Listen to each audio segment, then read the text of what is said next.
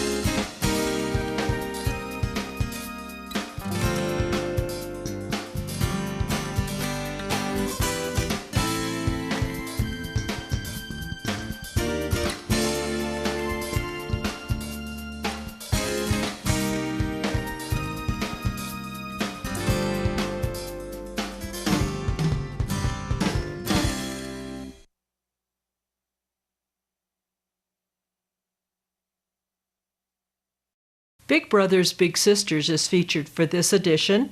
Also, Chris Baca is the new program director for Grants Main Street.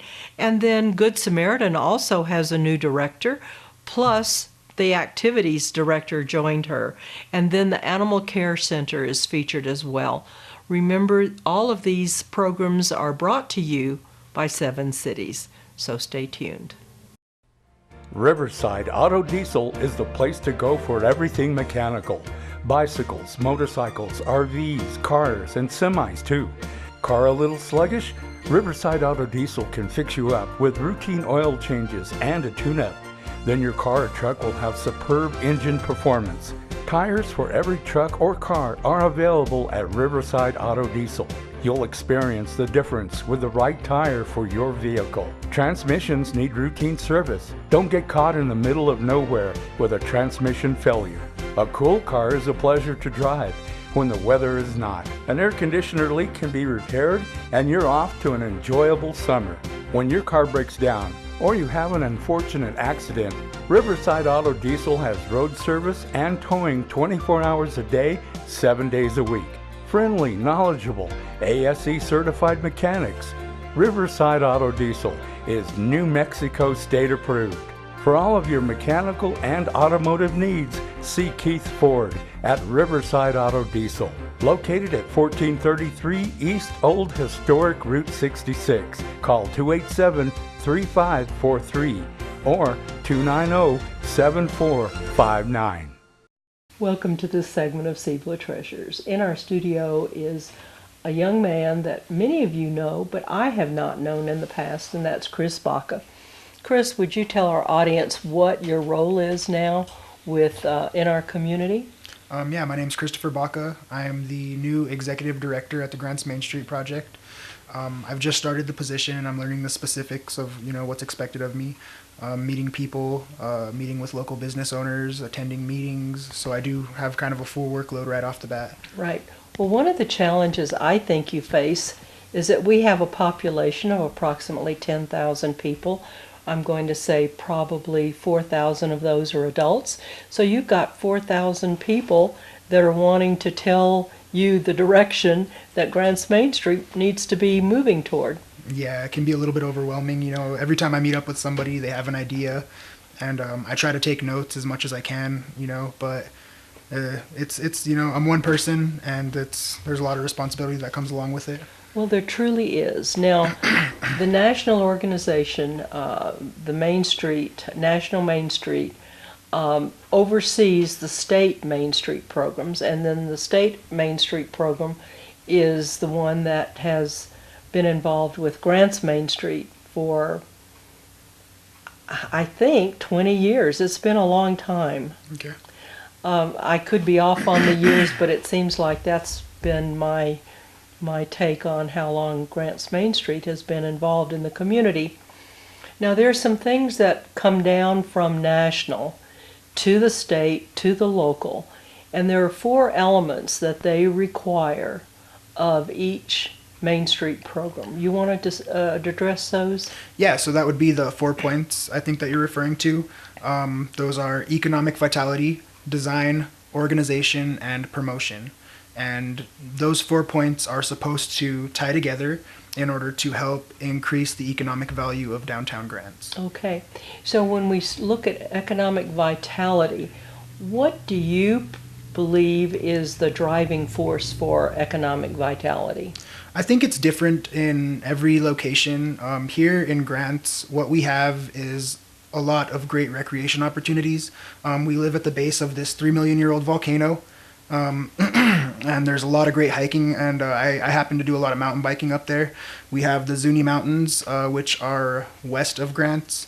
We have El Malpais National Monument, which is just south of Grants, and we're just sort of surrounded by all these great recreation places, and I think that our economy, or our local businesses, need to sort of take advantage of the tourism that comes through town for the outdoor opportunities. Right. And then what's another one? Another one of the 4 points. So of the 4 points, we have design. And that's interesting too, isn't it? Because if a business in the Grants project area wants to do something with their facade and they want money from the state, it has to be approved, doesn't it? Yes. So it goes through a process. Just because someone says, well, I want the front of my building painted, or I want to do something different with my building, and they want Grand Main Street to help them with it, they don't realize all the hoops that you have to jump through to get that money to fund that project. Yeah. Yes, there's a lot that goes into it, a lot of red tape, I guess you'd call it. Okay. Yeah. And then we have promotions. And what does that point do? Promotions, I suppose, like what you said, just like, giving a building a new facade, or... It really comes down to kind of advertising and letting people know in the community what's going on. Yeah. That's and then promoting whatever is happening at Grants Main Street. Okay, yeah, so now we live in kind of a cool time because we have, social media. We've also got the newspaper. There are a lot of different outlets in order to help promote a business, and it all really comes down to knowing who your audience is and knowing just how to address that audience. Okay. And then the last one would be organization. Yeah, organization. And that's really the managing of Grants Main Street. Yeah, the managing, not only that, but, building up our membership, that's really the core of Main Street. We have to have a good manager, which I hope to be, and also we have to have members, because without members, the Main Street project really, it kind of lacks, because when we try to put on an event or we try to host a workshop, if we don't have members, if we don't have active people in the community coming out to these things, then it's kind of, it kind of falls by the wayside. Right, it does, doesn't it? Yeah. And that encouragement from the community is so vital for all of these 4. Now, do you have leaders for each one of these 4 points? I guess they're called committee chairs. Yeah, so we do currently have 4 committee chairs, and each committee chair addresses one of the 4 points. So we have Denise Cornett. She is our design committee chair, and she's also my trainer at the moment. Josephine Hurtado, which is our organization chair. Eileen Yarborough, who is in charge of economic vitality, and then Tammy Legler, who is in charge of promotions. Okay, so you're partnering with the Grants Chamber of Commerce. Yes. Okay, and that's good too, to have these partners that are going to be promoting the things that happen at Main Street. Yeah, and that's a pretty important part of organization within the Main Street, is just networking with different organizations in the community. Okay, so as you move forward with this challenge that you face, because it's a big job. Yeah. It really and truly is. And I believe, I could be mistaken, but I believe that currently Grants is the only accredited program in the state of New Mexico. Yes, I believe you're right. And we do still maintain our accreditation, and as long as we continue to make our quarterly meetings and everything, then there's no reason why we would have to fear losing our accreditation. Okay. Well, there's a lot that goes into that paperwork, that documentation for that accreditation. Those that have been affiliated with schools know that they have to jump through hoops to get an accreditation. And so there's some statistical things that national requires of the local organization in order to be accredited. Okay. So I'm still, like I said, I'm new to the position, and there are a lot of things that I'm still getting familiar with, and that's probably one of the things that I'll be looking over here in the next few weeks. Well, one of the things you might do is get some more volunteers to help you. That would be, doing it alone, even though you have a great board and you have chairman for these 4 points, you still need more volunteers. Yes, definitely. We need more volunteers. We need more local businesses to sign up as Main Street members. And once we get all that rolling really well, then things should only pick up from there. Good. So what is your vision for Grants Main Street?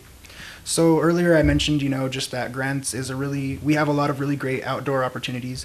And what I would like to do is build off of what the city, county, and economic development have done to promote Grants as an outdoor recreation destination. Okay. Let's talk about some of those, because we've got coming up very quickly is the Mount Taylor Quad. Yes.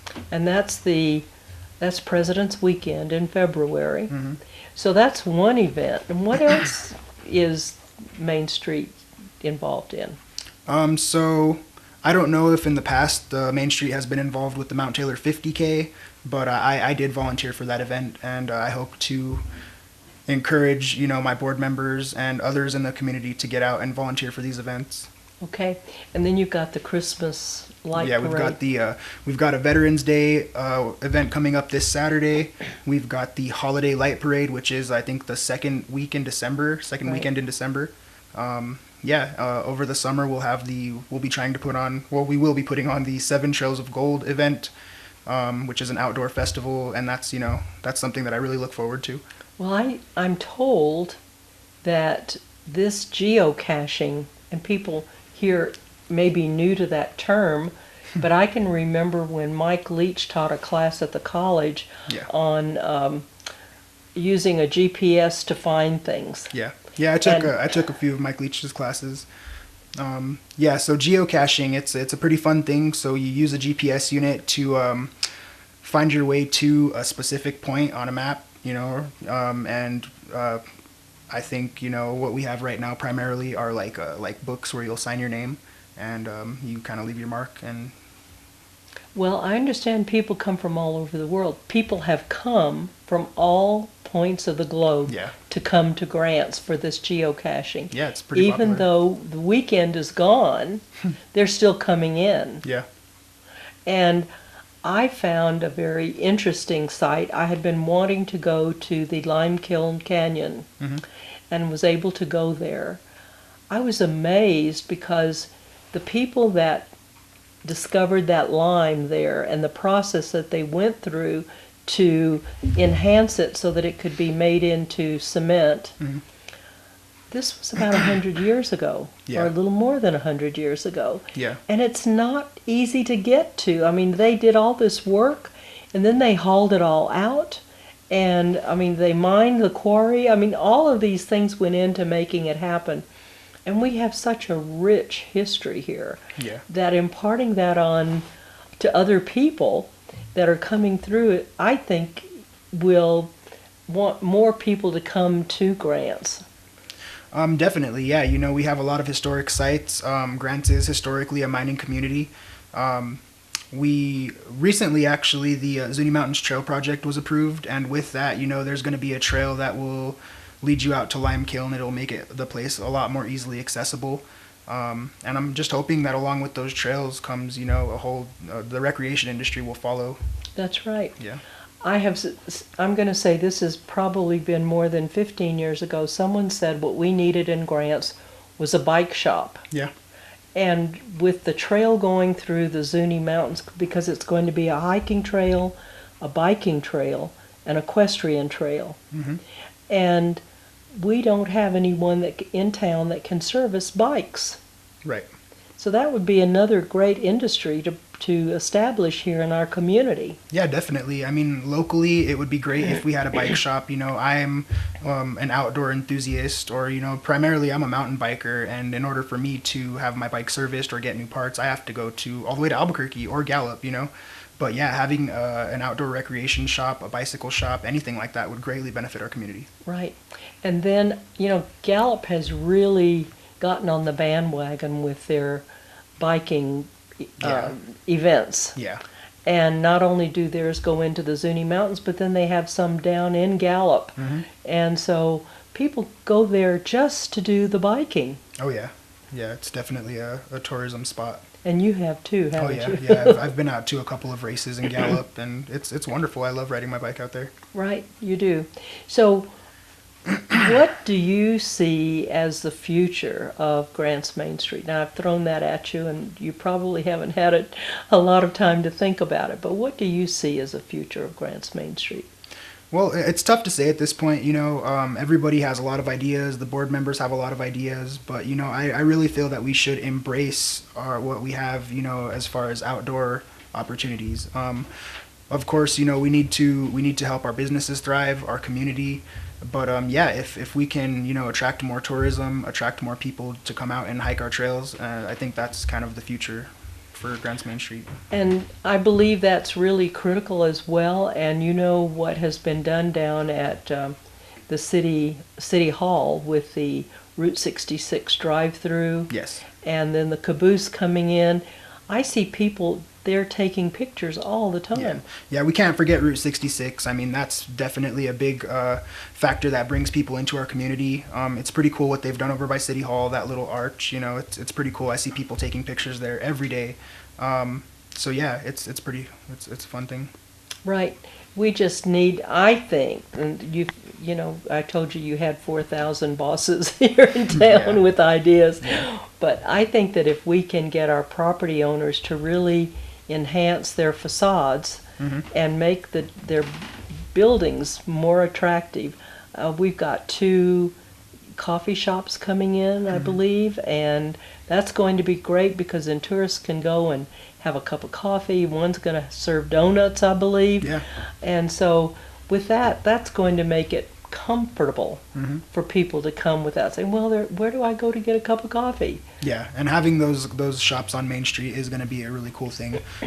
Also, there's some talk, and it's going to be way off in the future, but there is some talk of, changing the way that Santa Fe Avenue is set up and making it easier for people to access those businesses, and that's something that we're really hoping to get behind as well. Right. Well, I know that plans were drawn up many, many years ago about the way these people that are supposed to be designers for highways and streets came up with a way to enhance that. Yeah. So I think you've got that at your office, so that would be good. Yeah, I'll be looking at it. Revisiting that. So in closing, how can someone reach you? I know that, like I said, you've got 4,000 bosses, but in case you want another one or someone wants to reach you, how can they reach you? So the easiest way to reach me would be to just go ahead and stop by the Main Street office. I try to be there as much as possible because I'm new. There's a big workload, and I'm out meeting people constantly. If you see me out in public, feel free to stop and chat with me a bit. But yeah, probably the best way would be just to come by the office. Okay. Well, I wish you tremendous success because Main Street is very dear to my heart. And if you can manage to go to the Main Street conference or convention, I believe that it's held I could be wrong, but I think it's held in the spring. I had the privilege of going one year, and it's an amazing event. So if you can plan to do that and raise some money so that you can go, I would be encouraging you to do that. Yeah, I do plan on going. So, good. Yeah. Okay. Well, in closing, what do you want to tell our audience? Thank you. I would hope that more members of the community would come out to the office and maybe think about becoming members of the Main Street Project. We could use more volunteers for our events. We would just, I'd appreciate seeing a show of support. We do have the Veterans Day event coming up on Saturday, and we're selling luminarias up until, I think, the day of the event. So if you want to stop by, They're $5 a bag, and we are dedicating them to veterans, both present and past. You can write your name. You can write the veteran's name on the bag, and we'll be setting those up along Santa Fe Avenue from Friendship Park all the way up to Fire and Ice Park. There will be a Freedom Walk. There will be food for at least 500 veterans' families. So yeah, come out, come out and just get involved with the community. Okay. Well, thank you for being brave, for taking on this project, because it is a big, big responsibility, and I wish you tremendous success. Thank you. I appreciate that. You're welcome, and thank you for tuning in. Hungry? It's El Cafecito. Red or green? Can't make up your mind? Then try the Christmas burrito at El Cafecito. Voted one of the top 10 burritos in the state of New Mexico, is just right. It's always the right time for your friends to gather and enjoy a fabulous breakfast. Get your chili fix for lunch at El Cafecito. Dinner is always special at El Cafecito. Remember to leave some room for dessert, too. You can count on El Cafecito for the best chili in Grants. Made fresh every day. Always fresh. In a hurry? Call 285-6229.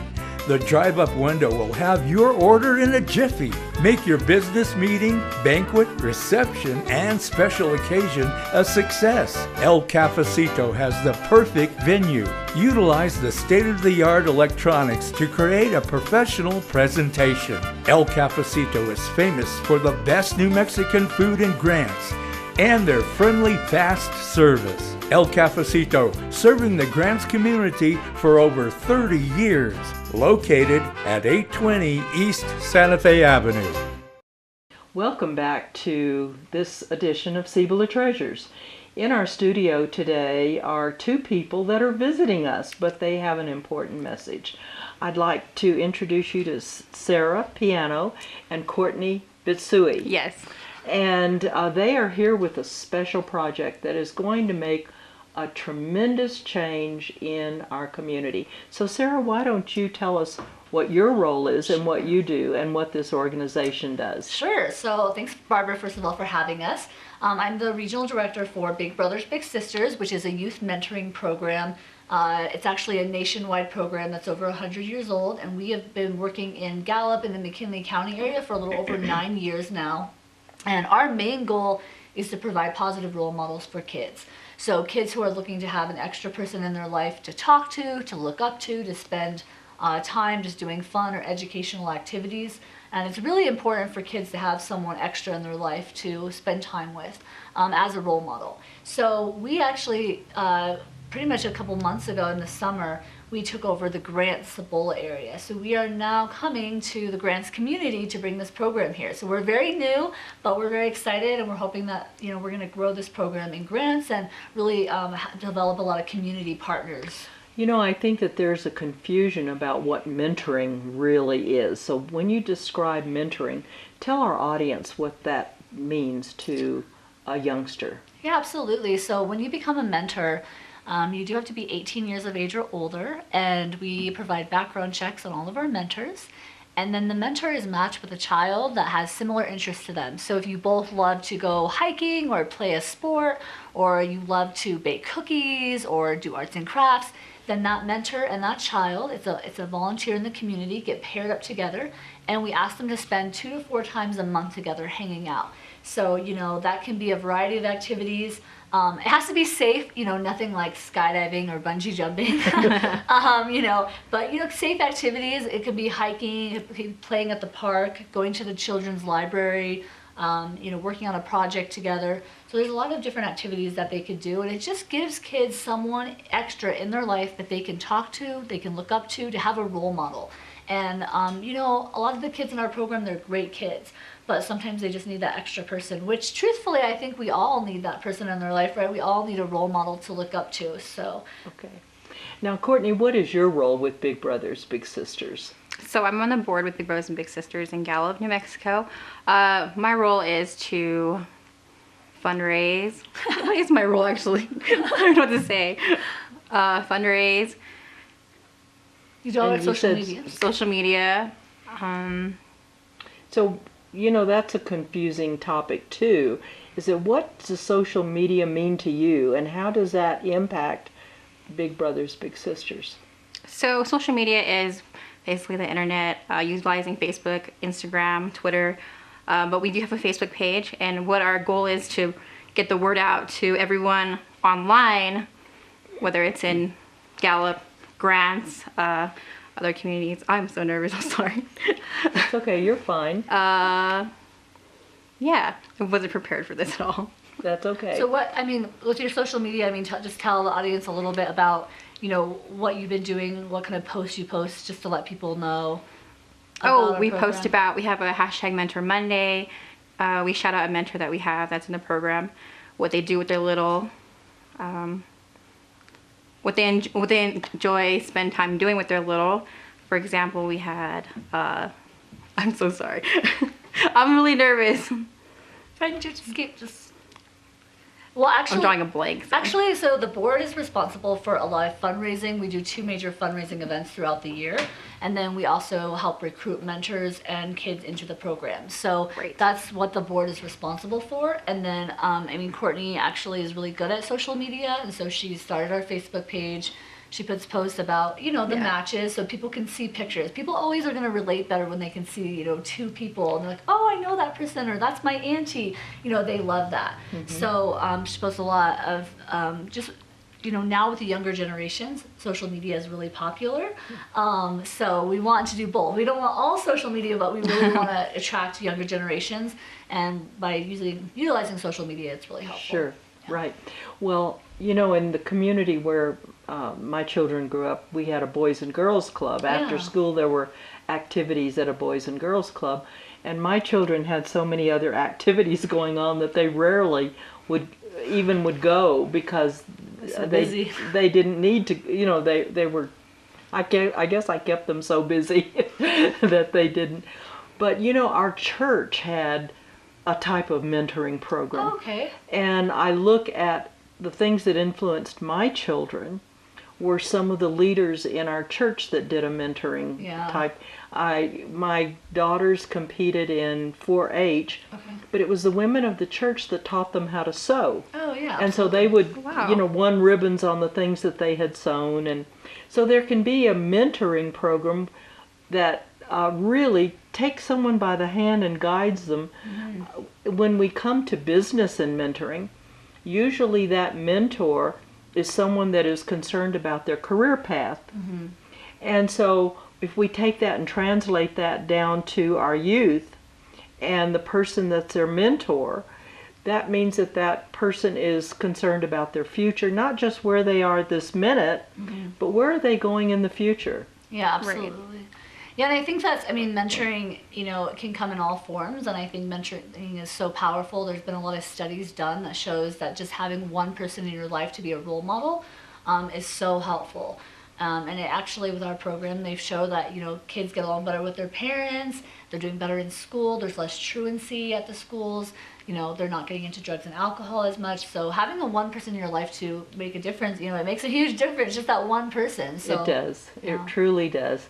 And reaching out to our youngsters through social media is really important, especially if you're going and capturing some of these mentoring relationships and posting them, showing them what they're doing, because there can be an activity at an event in Gallup or Grants where a mentor, that youngster would not go to that event, but with a mentor taking them and showing them and helping them to socialize face to face is important. It is, and that's so key, Barbara, because really the thing is we want them to learn new opportunities, things that maybe they would have never learned through their own family. So, it may be something super simple like trying out new food, or it might be having a new opportunity like going to a national park. So, but a lot of times kids don't have the resources for that in their own family, and the mentors can maybe provide that. So it's just giving them, new opportunities that they might have never had before. Right, that's true. So how many youngsters and adults do you have paired up in Gallup? So we served over 200 kids last year, and we work in a lot of schools. So we work in Gallup specifically, well, not just Gallup, but McKinley County. We work in Zuni and Crown Point and Thoreau, Navajo, Rehoboth, and now most recently in Tohatchee.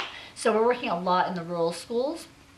We do want to work in the schools here in Grants as well, so building those partnerships. But yeah, we've served, and now we've been there for 9 years, so it's been a process of growth and taking time to grow the program.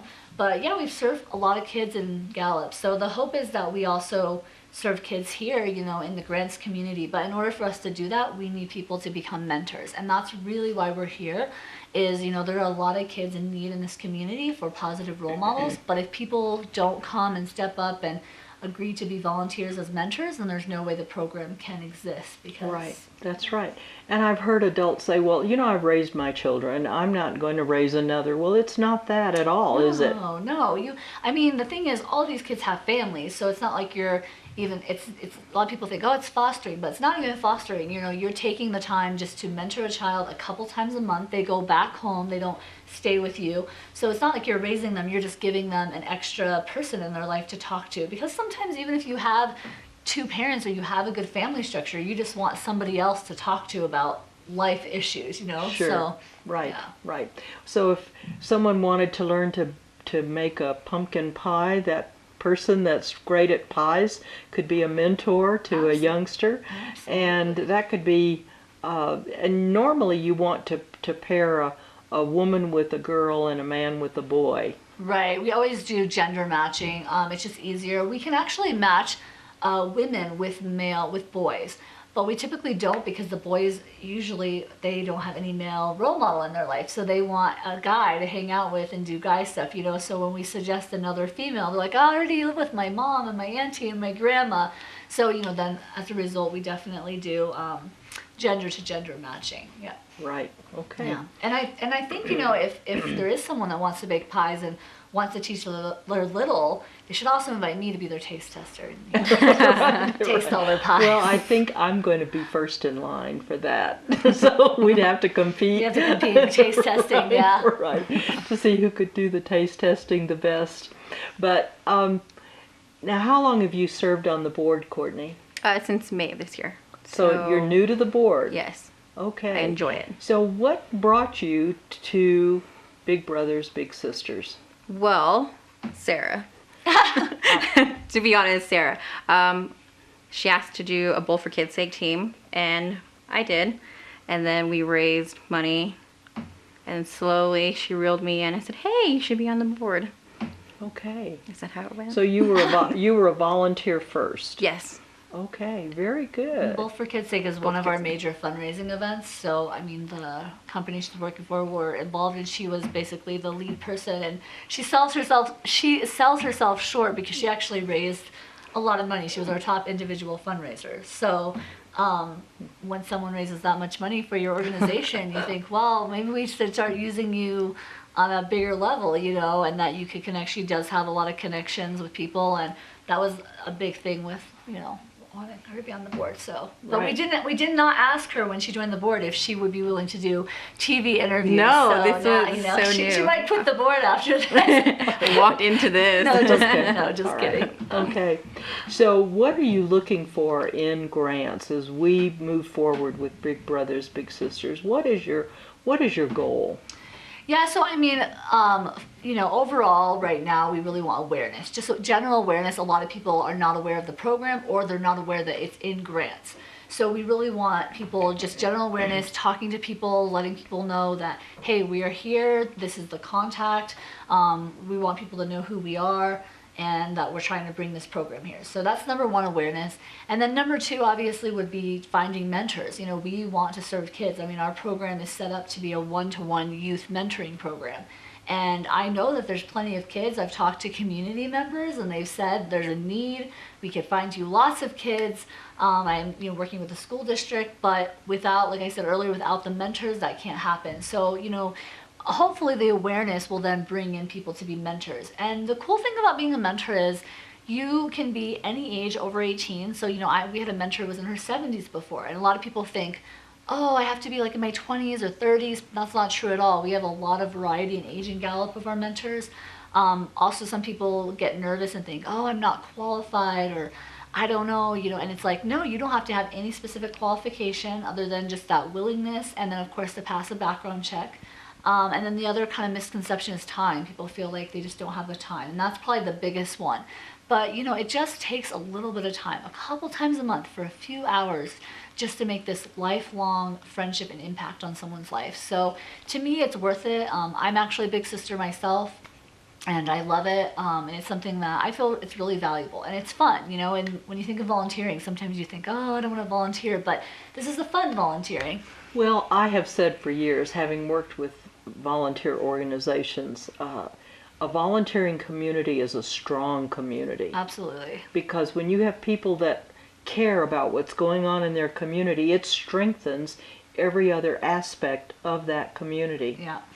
Yeah, it's true. And a community, when you're coming together as a community to give back, you can't as a community say, well, we want change and we want things to happen, but we want someone else to do it, and that's a lot what happens in small communities. So my hope is that people, Grants is very similar to Gallup in a lot of ways, and people are very friendly here, and I think they're open. I've talked to a lot of people that seem really open about the program, which is great. I haven't had anybody shut their door on me, but at the same time, ultimately, we're hoping that people will recommend people to become mentors and get involved, because that's really what will grow the program. And then as we grow, we'll be in grants more. So it's developing, and then ultimately we might do some fundraising here as well. I mean, we actually our bowling event is a huge fundraiser for us. It doesn't sound like it'd be huge because it's bowling, but it's a huge fundraiser for us. And we had a team come from Grants Wells Fargo last year and participate. So we've actually already had some participation from Grants. So we'll hopefully build on that as well. So, Good. Okay. Yeah. And what do you see as a future for the outreach that you have with social media? What do you see as that?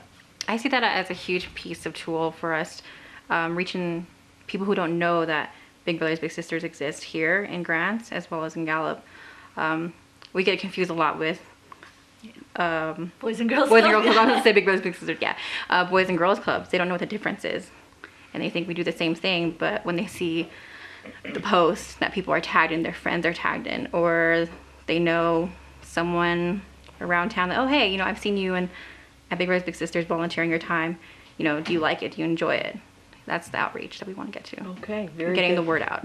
Well, I know that with the Boys and Girls Club, it was kind of like our Future Foundation's Family Center here. Yeah, it was an after-school place for youngsters to go to do their homework or play basketball. They had a gym or whatever, and so they could do those things after school while the parents were working. Yeah. But that's not Big Brothers Big Sisters at all. Right. It's equally a great organization, but we just do very different things. I mean, we're one-to-one, and that one-to-one has such a power. I think it's great also to have group things, but one-to-one, a lot of kids need that. They need that one-on-one attention where they can really confide in one person. And you should see the kids. We had a match recently that had to close. The mentors moved, and it was really hard on the kids, and no fault to the mentors. They were amazing. But sometimes life changes and mentors move or have things happen, and and the kids were really sad, because the kids, even if sometimes the adults think, oh, maybe the kids don't really care, but ultimately, we see the kids and they're like, oh, I love hanging out with my big brother, and they really enjoy it. And so we always tell the mentors, it may not seem like it at first, but you really are making an impact. And that's right. It's huge. Well, it's been said over and over and over, and I know we've heard this phrase for so long, is that the future of our communities, the future of our country, depends on our youth, right? Mm-hmm. Well, if we're not guiding them in a positive direction, where is our future? Yeah, absolutely. Yeah, because like you said, we're not all going to be here one day, right? So we have to invest in future generations who are going to one day be in our positions, who are one day going to be running the country or running our schools, running our government. And if we don't invest in them now, that can make for a pretty shaky future. Right, it does, doesn't it? Well, Courtney, welcome to the board for Thank Big you. Brothers Big Sisters.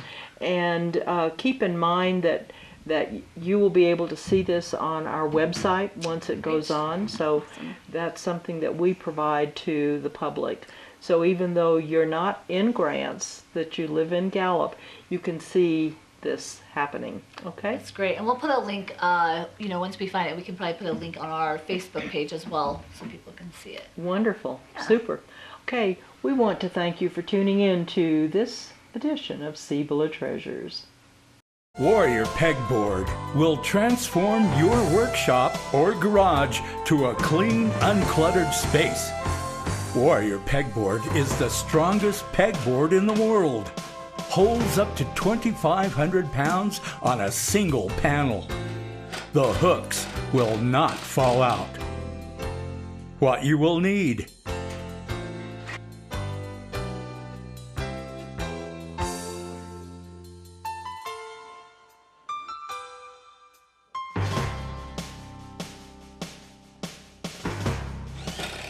select the size, anchor to a stud, admire your handiwork.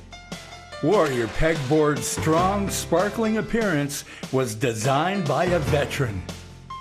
Each piece of your Warrior Pegboard system is made in America. For sizes, prices, and shipping information, just select Warrior Pegboard at Amazon.com, Walmart.com, Jet.com, or DiscountRamps.com. For wholesale, military, and government sales, contact John Wesley. We're at the Animal Care Center on Sacaleras, and right now we have Brutus, who's a gentle giant. He's approximately 2 years old, and he needs to be adopted. He needs a good home. This is Brutus, and if you need a good dog, a nice, pretty dog, well-behaved pup, he's only 2 years old. We think he's a Mastiff mix, and come out to 722 Sacaleras, and they've got other pups as well, but Brutus needs a good home. Well, this is a Shepherd mix. We don't have the name of this one. This male has just come in. Again, he needs a new home. We've got so many pups and dogs back in the kennel right now, and it's overflowing. So these dogs need homes for Christmas, and of course you need a pet too. So come on down to Sacaleras, 722 Sacaleras, to the Animal Care Center. You can see that this dog just loves attention. It's quiet when he's given affection. It's okay. So come on down and check out this dog too. Okay, we've got 2 pups here, but there are lots of puppies here at the Animal Care Center. We've got 1 female and 1 male, and they are so active. This is the time when they need to be trained, but they're so affectionate. They really want to be held and loved and cuddled and all those things. They're so attached here. So come on down and just check out these puppies, because they've got all kinds of puppies down here at the Animal Care Center, okay? Hi, I'm Karen Baca, and I'm with the Grants Community Pantry. And I'm Alice Perez with the Gallup and Grants Community Pantry. We want to invite all of you to come join us for Breakfast with Santa Claus at the First Street Cafe on Saturday, December 9th from 8 a.m. to 10 a.m. Make sure you bring your camera so that you can get pictures with your little ones and Santa. And remember, we can always use you at the pantry. We can use your volunteer hours, your donations, your monetary donations. We're located at 222 East Stevens Avenue. And don't forget to join us Saturday, December 9th at First Street Cafe for Breakfast with Santa Claus. And Santa Claus is coming to town. Welcome to this segment of Cibola Treasures. We have some folks in our studio today that you may not know. And that's our purpose, is to introduce you to these 2 young ladies, as well as bring you up to date with the organization that they represent. And first of all, McClure Agbar, and Norina Torres are from where? Good Samaritan Society, Gain Grants. Good Samaritan Society. And so you're the new director, is that right? Yes. And you are the activity director. Yes, ma'am. Okay. Well, let's just talk a little bit about you, McClare, because you have an interesting accent. So where did you come from? I was born and raised in Cameroon. That's in West Africa. Okay. And Cameroon is known for what? Um, for soccer, Okay. and also known for exporting cocoa, tea, coffee, peanuts. Okay, very good. And you went to school through your, what we would consider high school here. Right. You call it secondary there. Right. And so you went to school there through a Baptist mission school. Yes, it was all girls boarding school in Cameroon, and I Okay. spent 5 years there. All right, very And good. then after graduation, I came to the United States, and I went to University of Wisconsin in Whitewater. Okay. Quite a change. Yes, that was a culture shock for me. I'm sure it was.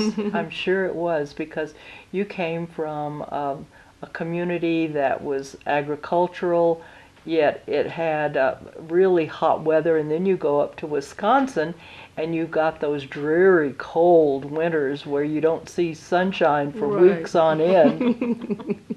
Yeah, because my semester started in January, so I came from Cameroon in January. It's pretty hot. So when I came to Wisconsin, it was like dead of winter. So, yeah. Okay. And you're from Grants, aren't you? Yes. Norina. And what is your role for Good Sam? I'm the activities director. Okay. I've been at Good Samaritan nearly almost 6 years. I started off as a CNA, a certified nursing assistant, Okay. and medication aide. I moved up to that, and then 2 years ago I started as activities director. And that can be a lot of fun, isn't it? It is. Okay. It is.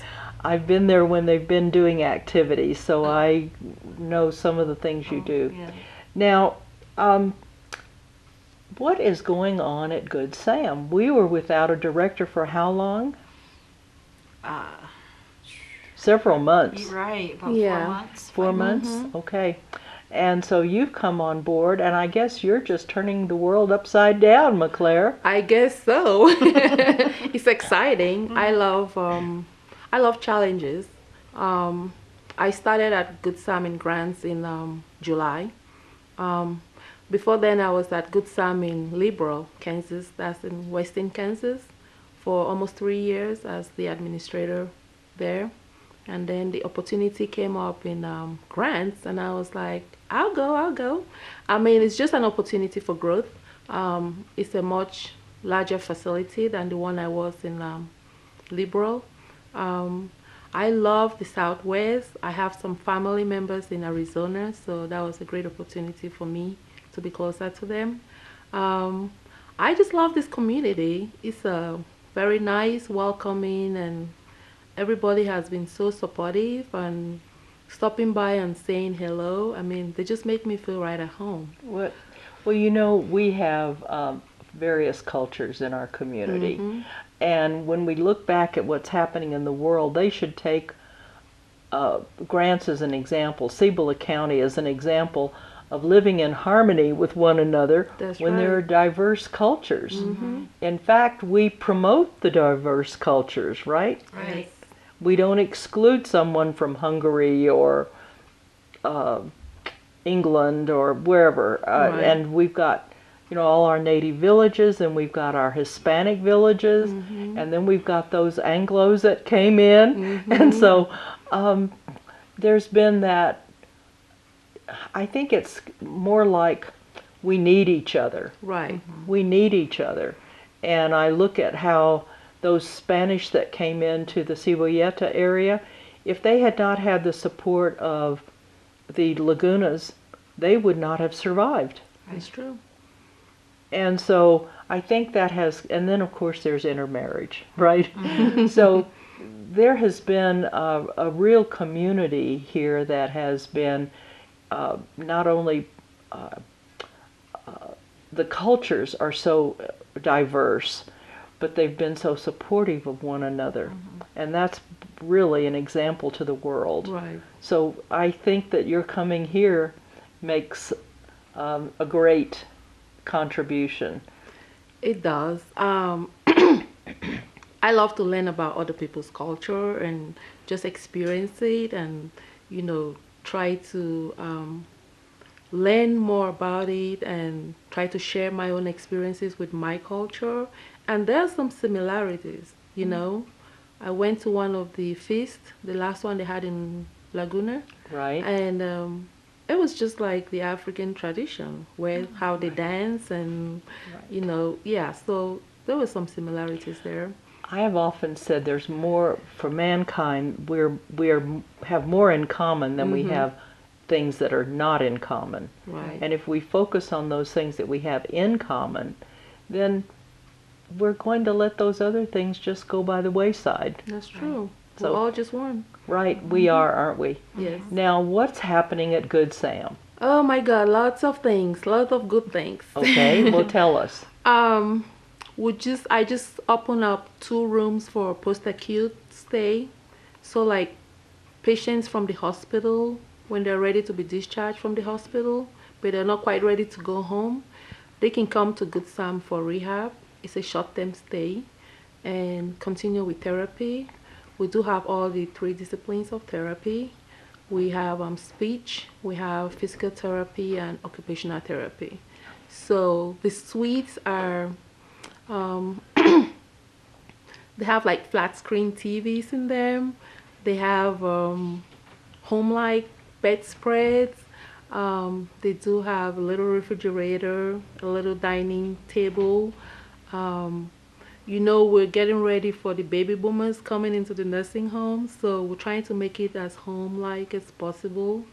And yeah, it's going to be interesting. Well, I think that one of the things we spoke about recently was the fact that when people say, well, you're going to Good Sam, many times it's to rehab and then go right back home to get the Right. physical therapy that you need and go back home. And you're involved in that physical therapy to some extent, aren't you? Right. Yeah. So as an activities director, you meet with the residents on a daily basis. Right.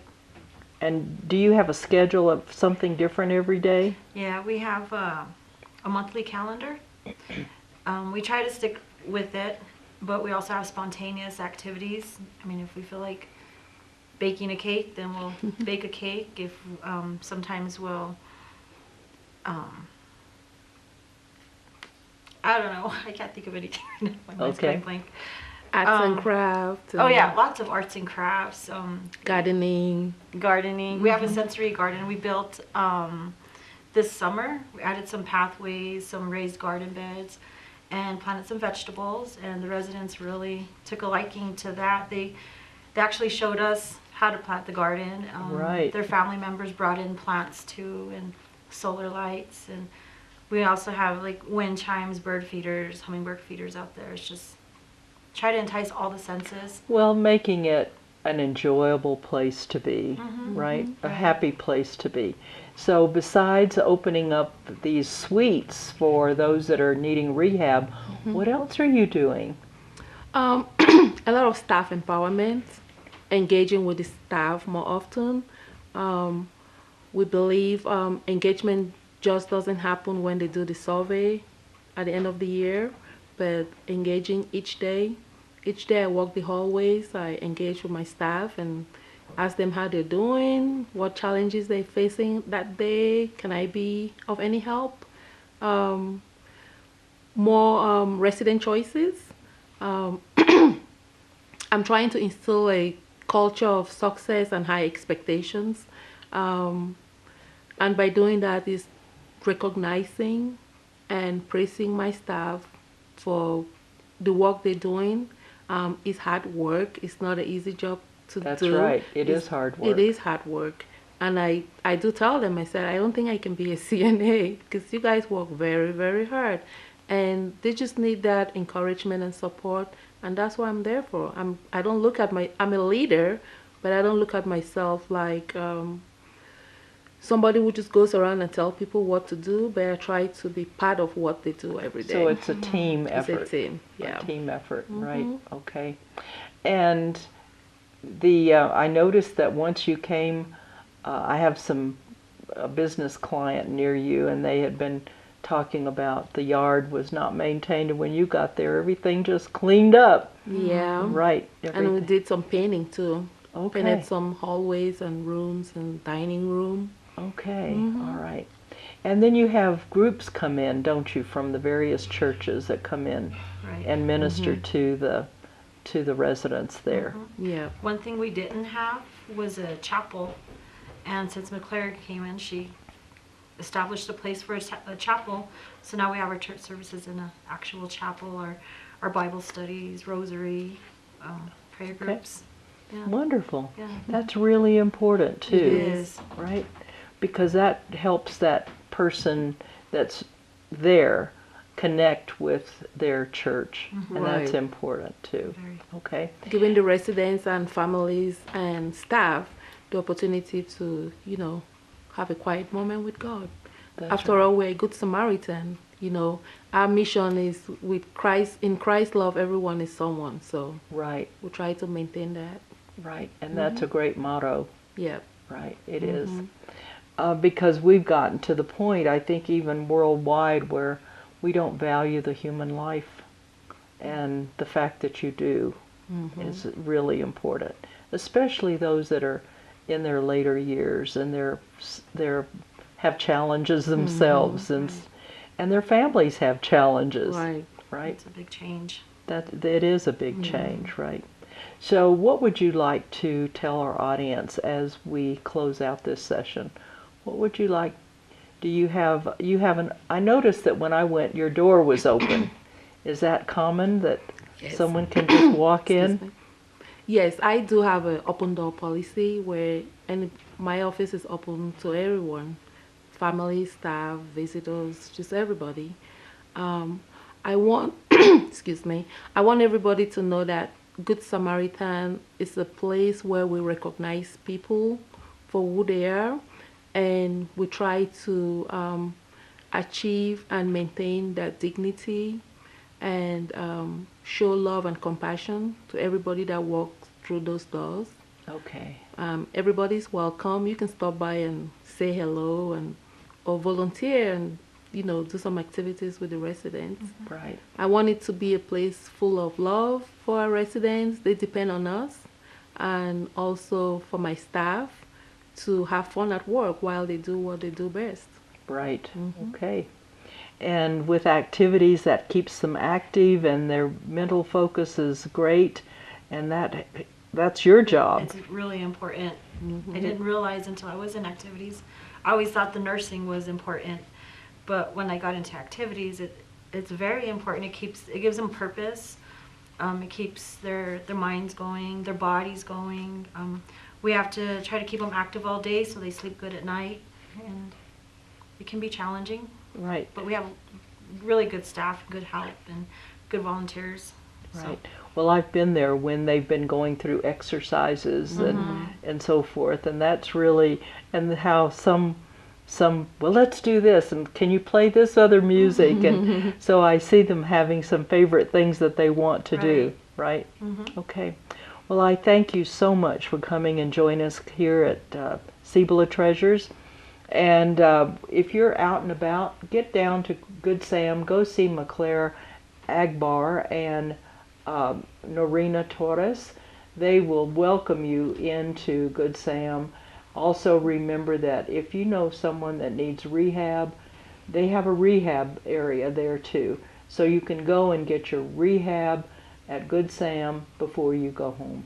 Okay, I want to thank you for joining us today. Thank you. And it's been a pleasure having you, and wish you tremendous success, Thank you. McClare, as you bring these changes to Good Samaritan here in Grants. And I certainly wish you tremendous success also as you bring this joy to the residents of Good Sam. Thank you.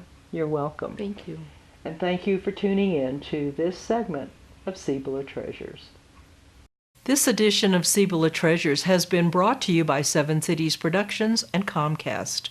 We at Seven Cities are getting ready for Christmas, as you can tell. Of course, the stores have been promoting Christmas in September, but we decided to just now start Christmas. remember that if you want to be featured in our Christmas greeter program, you need to contact us right away because the deadline is quickly approaching. We thank you for tuning in to this edition of Cibola Treasures.